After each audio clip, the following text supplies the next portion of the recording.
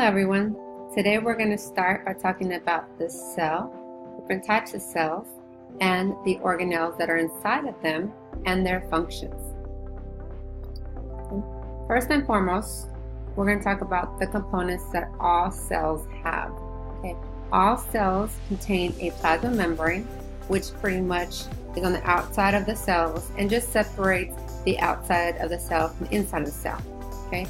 All cells also contain a cytoplasm.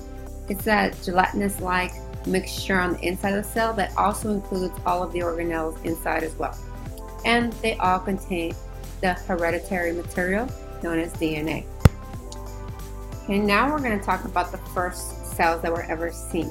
Okay, Anthony van Leeuwenhoek in 1665, he was actually known as basically the father of microbiology at this time. And he is actually one of the first pioneers to actually create one of the best microscopes at the time as well. Okay, he actually created a microscope where he can actually see what he called animalcules. Okay, he called them animalcules because he didn't know what they were. He just saw these little creatures moving around under these lenses that he created. Okay, so most cells were very, very small. They're still tiny, so of course we can't usually see cells by the neck with our naked eye. Okay. And these two pictures on the left right here are actually seen under a light microscope. Light microscopes actually use visible light to see cells.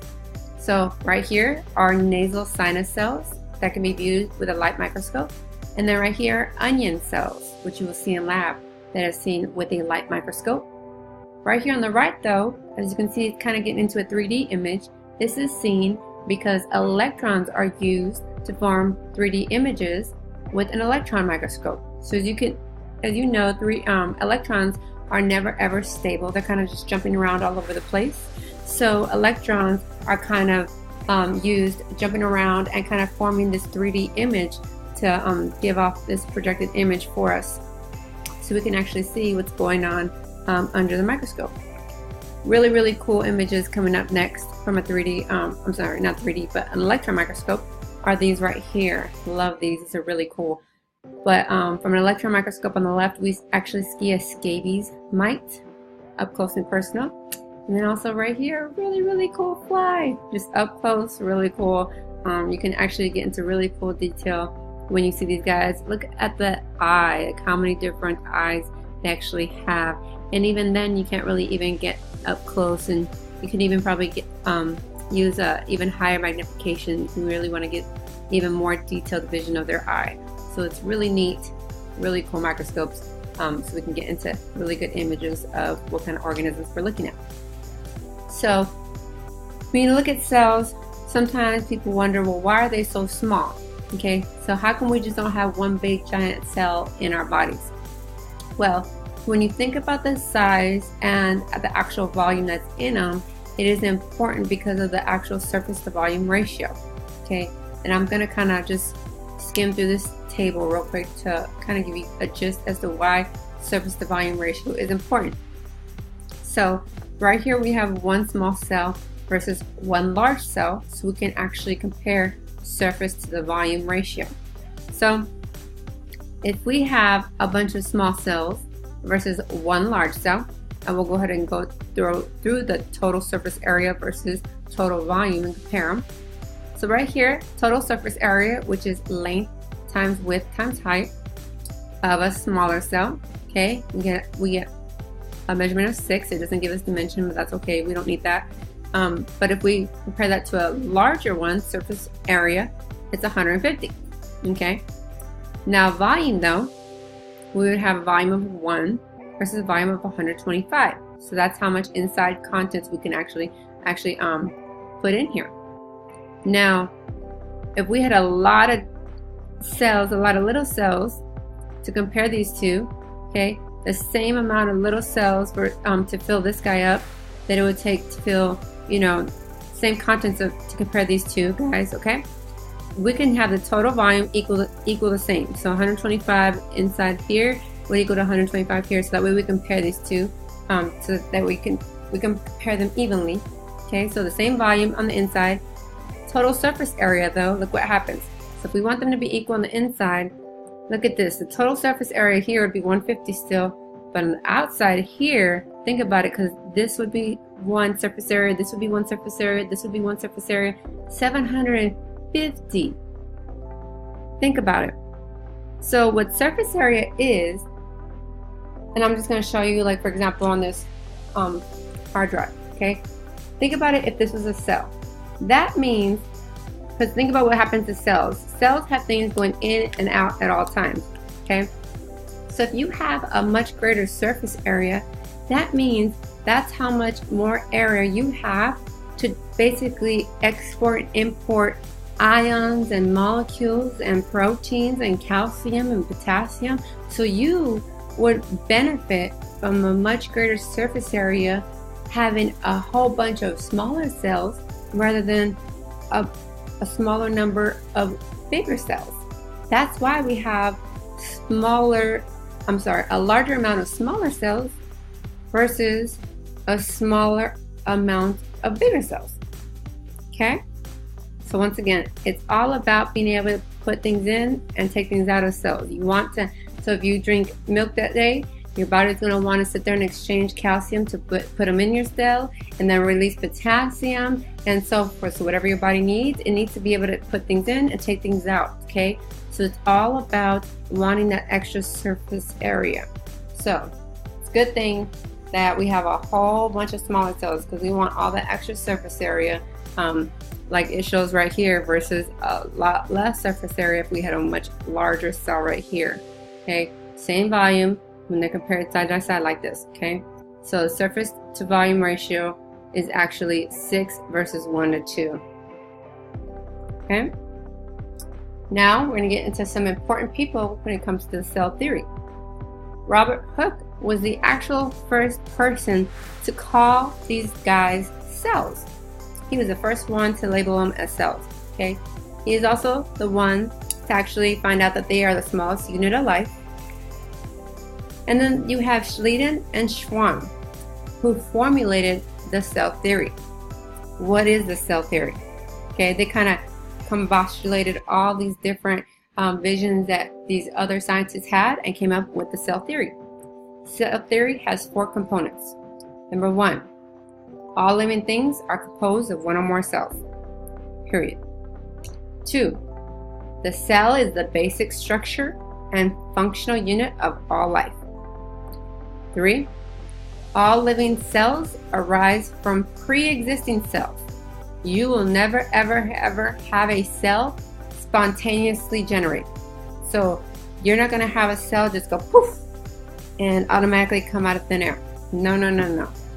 All cells arise from a pre-existing cell. Okay, and number 4, cells contain DNA. So 4 components of the cell theory you are going to have to know. Okay? Alrighty. Now there's 2 main types of cells. I know you all probably already know these already, but let's go ahead and review them again. 2 main types of cells: prokaryotic. Pro means before a nucleus was formed, so that's why it's lacking a nucleus, no nucleus, okay? And no membrane-bound organelles. So their organelles, okay, I'm going to draw this real quick. All their organelles are going to be lacking. So let's say this is the mitochondria, or let's say whatever the organelle is. I'm just going to say organelle. Now I'm going to say one. Okay, let's say this is an organelle. They are not going to have a membrane around their organelle. Nope. No membrane around their organelles. Also, eukaryotic cells, though, have nucleus housing their DNA, because U means post nucleus forming, okay? So pro means before, U means after. So eukaryotic cells, they have a nucleus housing their DNA, okay? And they are double membrane bound organelles. So this is one of their organelles. They're going to have a double membrane around each of their organelles. Okay, pretty simple. All right, so let's go ahead and start off with the prokaryotes first. First of all, like we just mentioned, before nucleuses were formed, so no nucleus. They include both the domain bacteria and domain archaea. They are single-celled organisms. They are the smallest and most metabolically diverse life forms, and they share basic structures. This is the basic structure of a prokaryotic organelle. Okay, they do have a cell wall. The cell wall is on the outside of the plasma membrane. Okay, it's on the outside. Okay, the plasma membrane is on the inside, so the yellow structure right here is the plasma membrane. Cell walls on the outside. Something very, very interesting and unique. I love this about the crazy that I love something about bacteria, but anyway, very, very unique and very cool about bacteria is peptidoglycan. It's very, very unique and really cool because peptidoglycan is only found in the actual cell wall of bacteria, and that is the only place in the whole wide world where it is found. So peptidoglycan is only found in the cell wall of bacteria, and that is the only place in the whole wide world where that molecule is found. Okay, and the cell wall of archaea is actually made out of proteins. Okay, some of them actually have a stickiness on the outside. Okay, it has a sticky capsule. And that's what it says right here, capsule. The reason that it's sticky is obviously because some of the bacteria want to stick to things. Obviously, so it can stick to it. It can actually colonize there and then grow its colony and grow and grow and grow and multiply. Okay, flagellum right here, this long thing right here, is for locomotion. It's to make it mobile. There is, because we were talking about prokaryotes, but there is actually one eukaryotic cell, there's only one, that has a flagellum. You guys can guess? Sperm. That is the only eukaryotic cell that actually has a flagellum. Okay?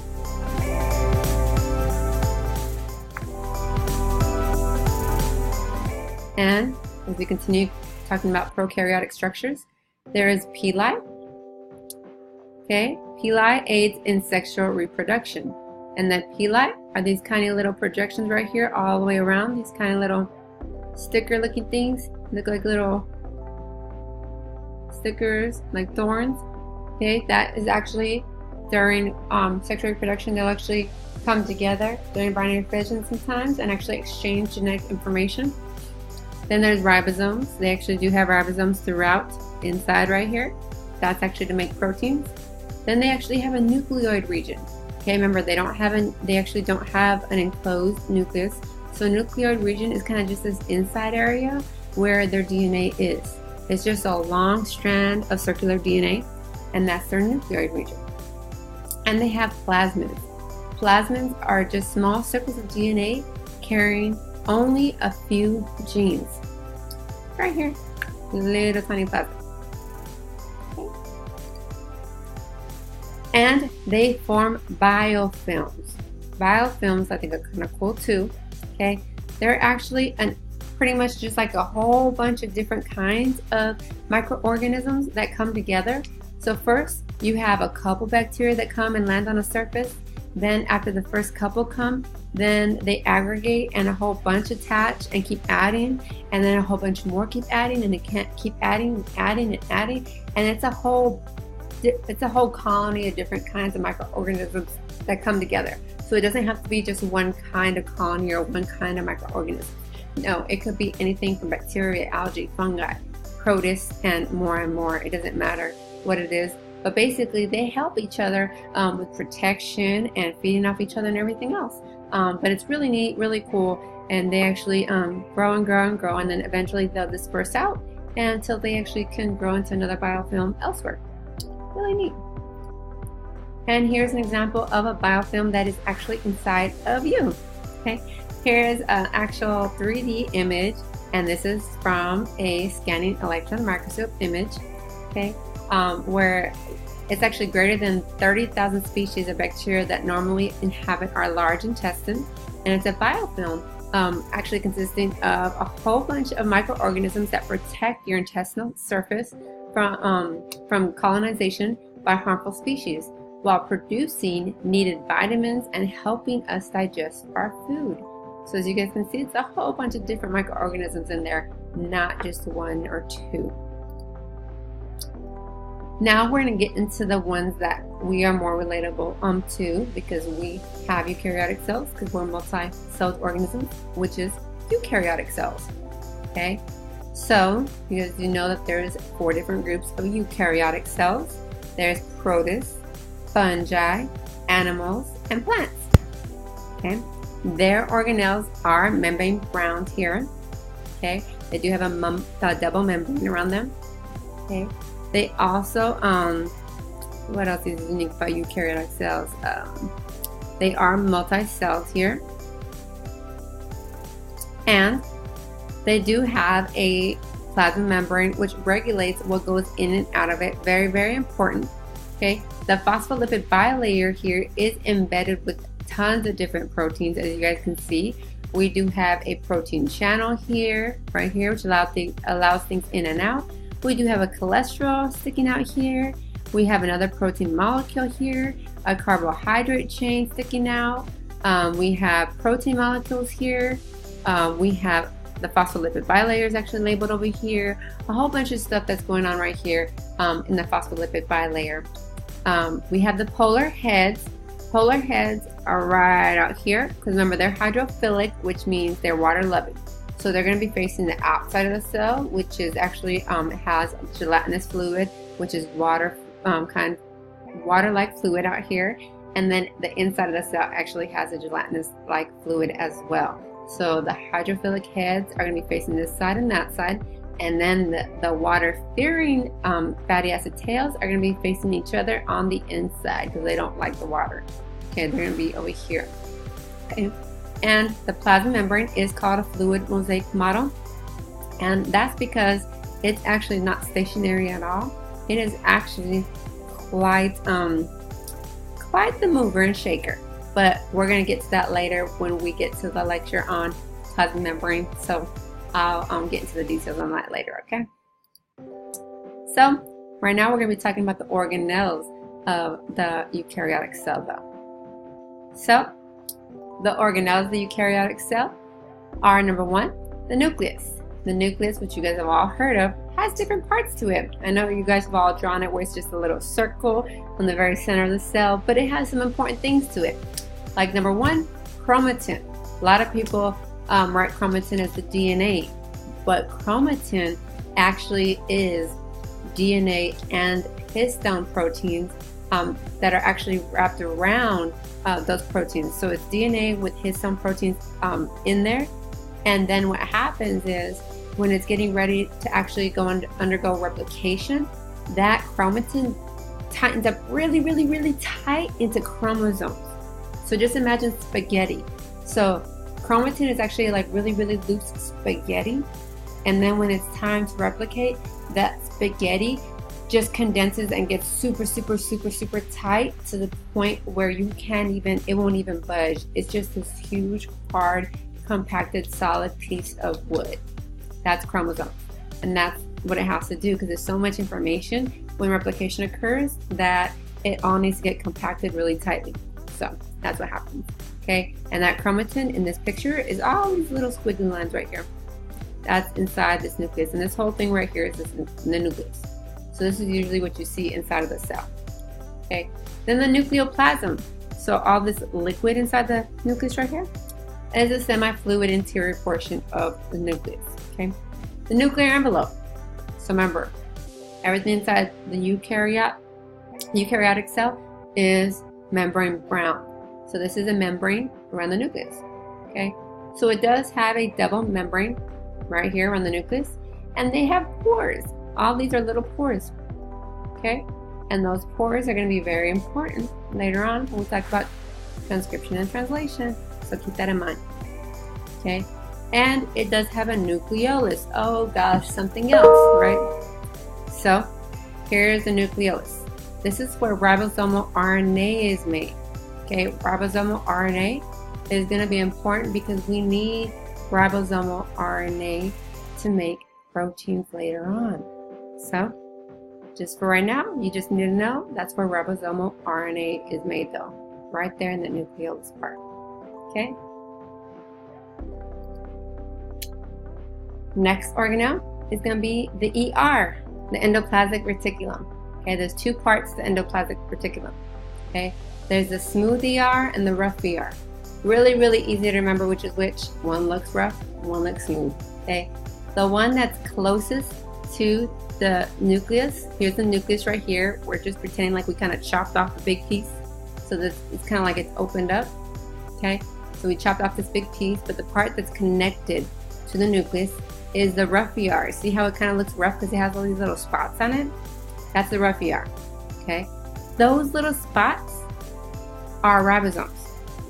So the rough ER has ribosomes on it. Okay, that's why it looks rough. The smooth ER right here has no ribosomes on it. That's why it looks smooth. Okay, they do different functions though. The rough ER actually makes proteins. Smooth ER is actually the one that makes fatty acids, steroids, and lipids. So two different functions. But like I said, the one that's called rough ER looks rough because it has ribosomes.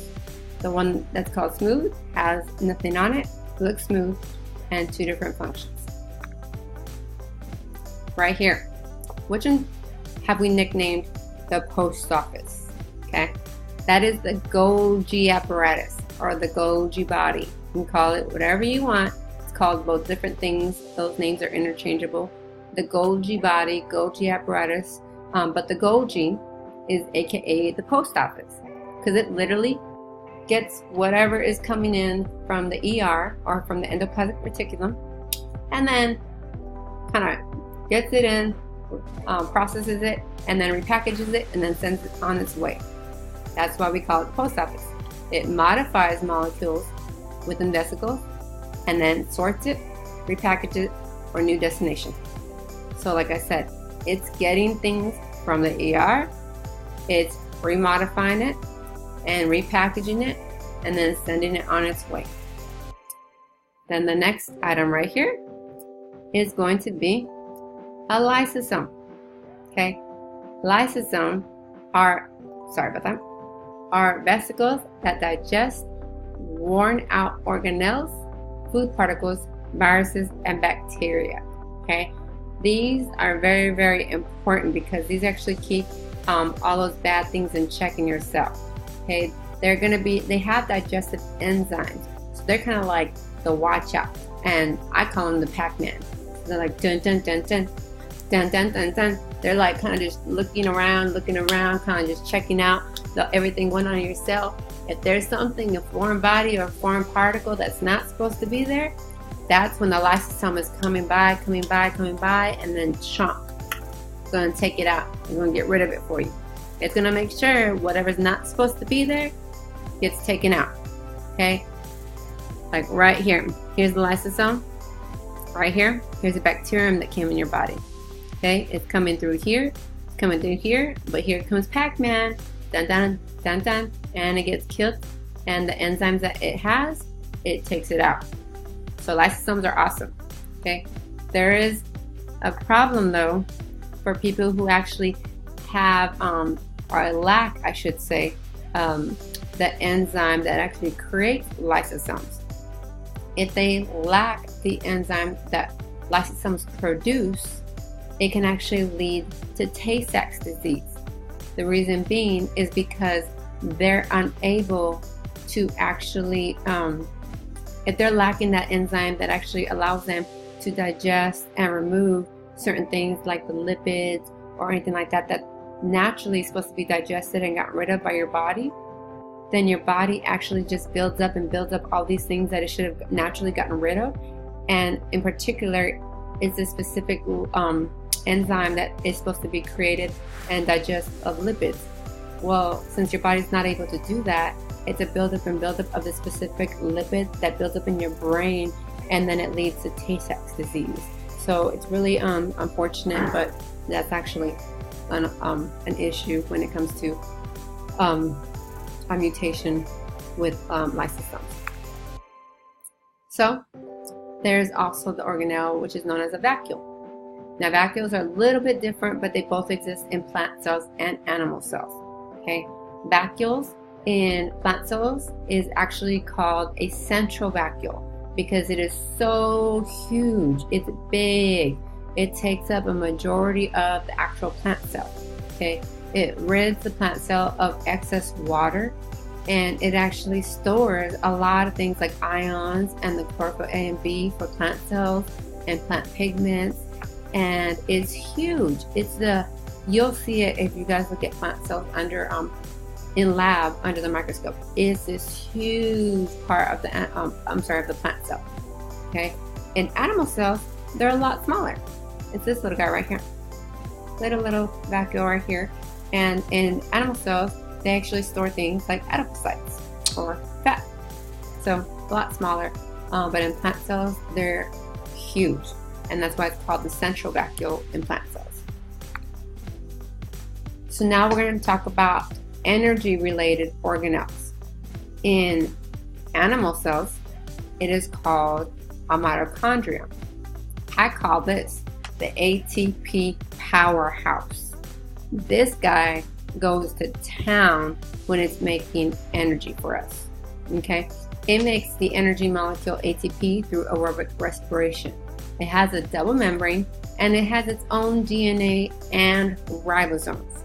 Okay, it does have these two extra parts right here, which is called a cristae, which are these kind of like wave-like projections. It's kind of like the waves at the top of the wave right here, top of the wave right here, top of the wave right here. These are called the cristae. And then it also has a matrix, which is kind of like this inside fluid. This is all the matrix of the mitochondria right here. Okay, and remember, it's double membrane. So here's the outer membrane, and here's the inner membrane. Okay, and this is, like I said, the ATP powerhouse. This is where our energy is generated in our bodies. We have tons of these. And in plants and algae, they have chloroplasts. Okay, they use solar energy to synthesize carbohydrates through photosynthesis. It is also a double membrane. Actually, it has three membranes. Okay, it has a double membrane that encloses a stroma, and then thylakoids form their third membrane. Now, everybody always says, like when they're asked, oh, where does photosynthesis occur? Everybody always says, oh, on chloroplasts. Okay, that's kind of right, but then it's not technically right, because photosynthesis actually occurs on the thylakoid membrane, which is inside the chloroplast. So that's why I highlighted that specifically, because thylakoid membrane contains pigments that capture that solar energy, and then that's where photosynthesis occurs. Okay, they also have their own DNA and ribosomes. And this is what chloroplasts look like. There are stacks of thylakoids inside of them. So remember, it's three membranes. There's the outer membrane, which is labeled up top. There's the inner membrane, okay? And then the actual thylakoid stacks are inside, the green items right here. These are thylakoid stacks.